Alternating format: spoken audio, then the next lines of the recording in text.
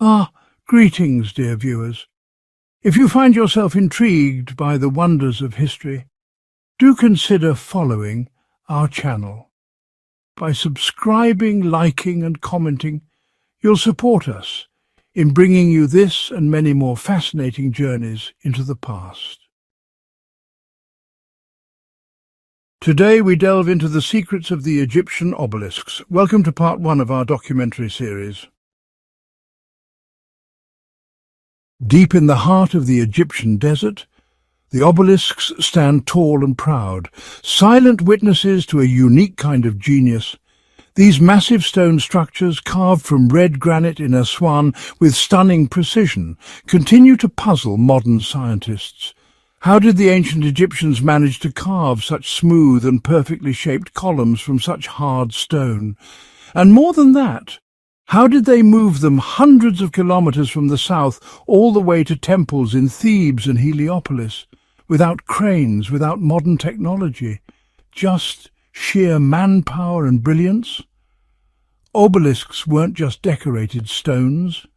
They were powerful symbols of eternity, fingers pointing to the sky where the gods lived. Every obelisk tells a story. Its inscriptions list the names of kings, their victories and prayers to the gods. Most of them stood proudly at the entrances of temples, either to declare the presence of a deity or to glorify a ruler who wanted to be remembered forever. But not all the obelisks remained in Egypt. During the colonial era, dozens of them were taken from their original locations to decorate cities across Europe and America. Some were gifted, others stolen. Today, you'll find them standing silently in places like Paris, Rome, New York and London, still holding their secrets far from home. How were these gigantic blocks removed from Egypt? How were they transported thousands of kilometers in an age before planes, before cranes? This documentary series uncovers the incredible story of the Egyptian obelisks, from the first cuts in Aswan's quarries, to their majestic rise at temple gates, to their strange journeys into modern city squares, because these stones are no ordinary stones. In the heart of ancient Egyptian civilization, the obelisk was more than just a towering monument. It was a timeless symbol of human power, creativity, and the connection between man, the universe, and the divine. If the pyramids represent the peak of architectural achievement, the obelisk is the highest form of engineering innovation. Carved from a single block of stone, raised with all its weight to face the wind, the sands, and the passage of time, and many of them still stand today. When we look at Egyptian obelisks, we're not just seeing huge stone columns, we're looking at sacred texts, written in a holy language carved to last forever. In ancient Egyptian texts, the obelisk was called Taken. The Greeks called it Obeliskos. The Arabs later called it Masala. The surfaces of these monuments were inscribed with texts and symbols, often decorated with statues of baboons singing to the sun. The names of the kings and the gods to whom the obelisks were dedicated were carved into all four sides. They served both religious and political purposes.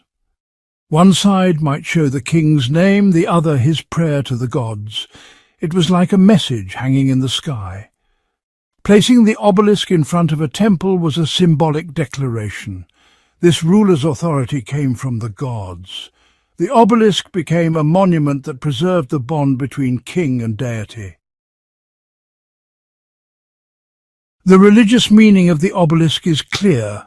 It was one of the most sacred symbols. It's believed that the idea started in Heliopolis with a simple pillar, which evolved into the four-sided structure topped with a pyramid-shaped cap. Some say the obelisk represents a sunbeam falling from the sky. Others believe its pointed top reflects the same idea as the pyramid, the primordial mound where creation began.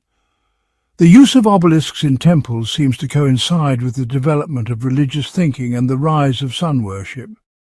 Though we haven't found any obelisks from before the 5th dynasty, that doesn't mean they didn't exist. It's just that time may have erased them. In Abusa, a group of sun temples was built by 5th dynasty kings for the sun god. Obelisks were a key part of those temples. In fact, the temples were often named after the obelisks. One of the most important religious rituals was the ceremony of raising the obelisk, which continued from the New Kingdom all the way to the Greek and Roman periods. We see this clearly in the Red Chapel of Queen Hatshepsut at Karnak Temple, where she's shown raising 2 massive obelisks for Amun. One of them still stands today, fully intact. The other fell. Part of it remains on its base, while another section lies in the sacred lake, bearing traces of the 19th and 20th dynasties. Many of these ceremonies became closely tied to later periods, including the Greco-Roman era. As for the material, red granite from Aswan wasn't chosen by accident.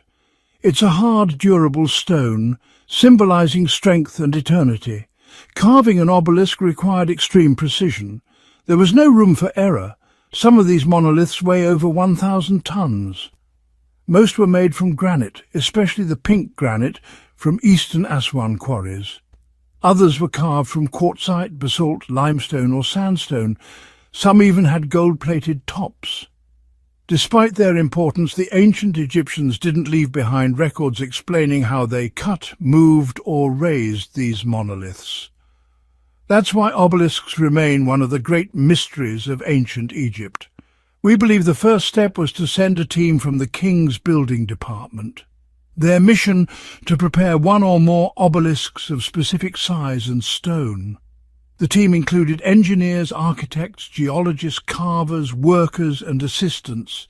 They'd go to the quarry, drill test holes to check for flaws in the stone, then mark out the shape and flatten the area.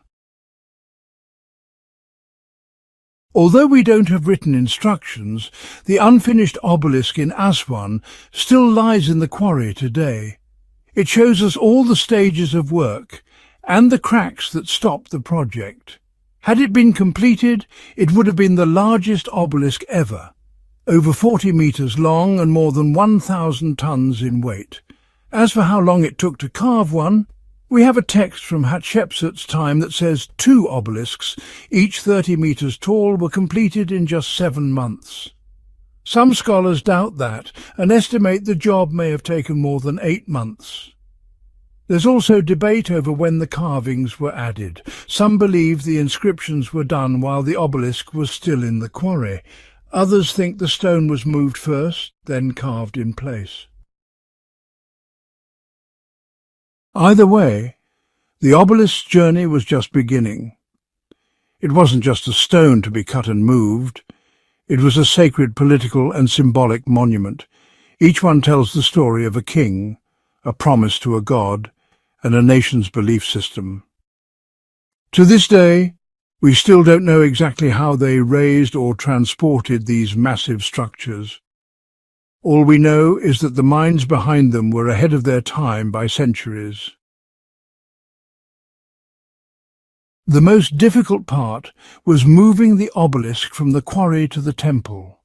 With their skyscraper-like height and weight over 1,000 tons, transporting them was a massive engineering challenge that, honestly, we still don't fully understand. Experts believe the ancient Egyptians used wooden sleds, platforms and coordinated pulling using thousands of workers, all synchronized in rhythm and force. Once the obelisk reached its final location, the most incredible part began, raising it upright with flawless accuracy to face the sun and reflect its golden rays. And that's the true greatness of ancient Egypt. They didn't leave behind manuals or blueprints, they left us only the result. And like the pyramids, the obelisks still stand, inviting awe, admiration and endless questions. Even after thousands of years, many obelisks remain standing, silent proof of a brilliant mind, a powerful belief, and a civilization that refuses to be forgotten. What's heartbreaking, though, is that many of these obelisks no longer stand in Egypt. They were taken to foreign cities, leaving behind an empty space where they once stood. In the next episode, we'll follow the journey of the obelisks outside of Egypt, how these gigantic monuments ended up in major world capitals, and how many still stand today as witnesses to Egypt's ancient glory. Stay with us in the Origin of the Story documentary series, because behind every obelisk is a story that's never been told. Finally, I just want to thank you all for listening, really. It means a lot. If you